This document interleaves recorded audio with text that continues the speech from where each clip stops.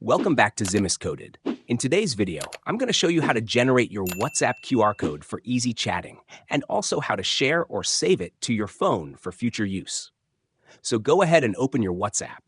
I'll be demonstrating this on an Android phone, but the steps are quite similar on other devices. Once WhatsApp is open, look at the top right corner, tap on the three dots to open the menu. From the options that appear, tap on Settings. This will take you straight to your WhatsApp settings page. Now, take a close look at the top section of your screen. Right beside your profile name, you'll see a small QR code icon. That's exactly what we're looking for. Go ahead and tap on that QR code icon. And just like that, your personal WhatsApp QR code is generated instantly. Anyone who scans this code can start chatting with you right away. No need to type your number manually. Now, let's see how to share or save this QR code. If you want to share it, simply tap on the Share Code button. From here, you can send it via Bluetooth, WhatsApp, or any other app available on your phone.